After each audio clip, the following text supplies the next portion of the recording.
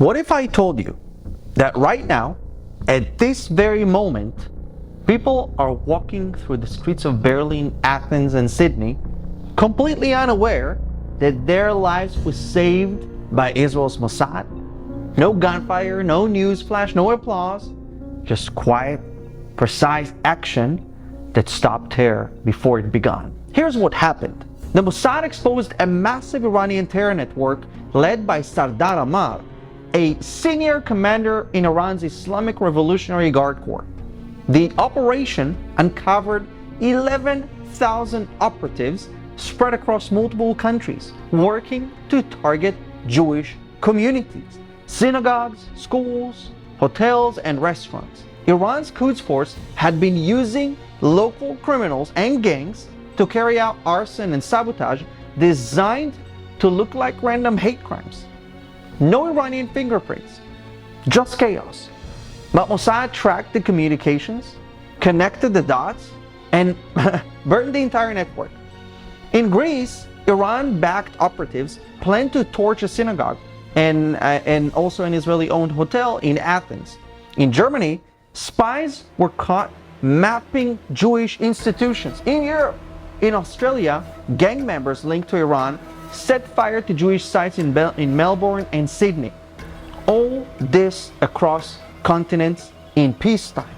Proof that radical hatred knows no borders. And the Mossad tipped the countries who eventually shut it all down. That's what leadership looks like in a world that's forgotten what courage means. While most Western governments are busy debating pronouns and pretending that hate speech is not hate speech, Israel is out here preventing real terror. And look, Europe is not the Europe it once was.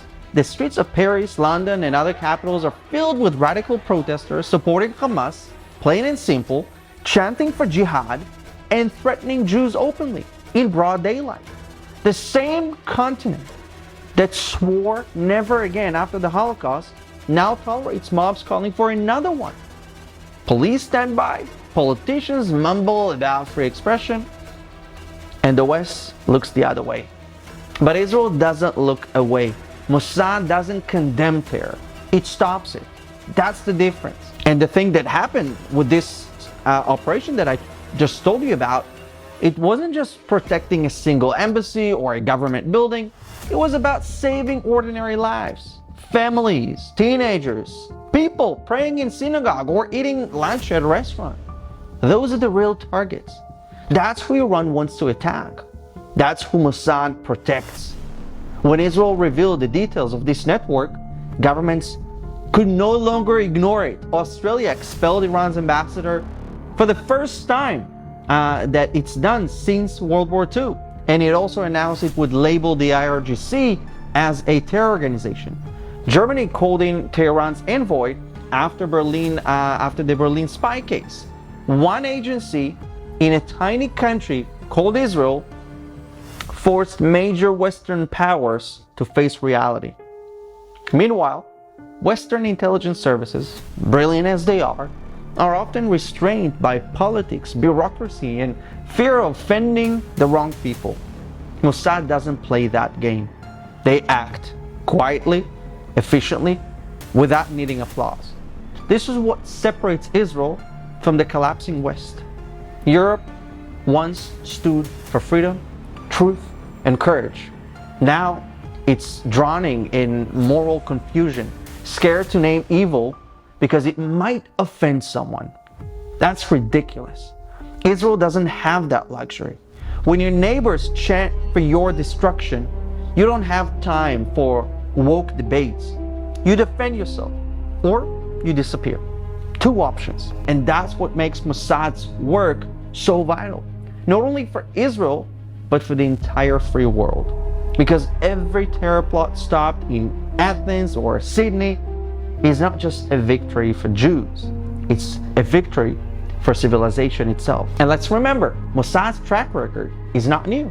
In Bangkok, they prevented a massive Iranian bombing at an Israeli embassy in the 1990s. In Cyprus, they helped arrest a terrorist scouting Israeli tourists.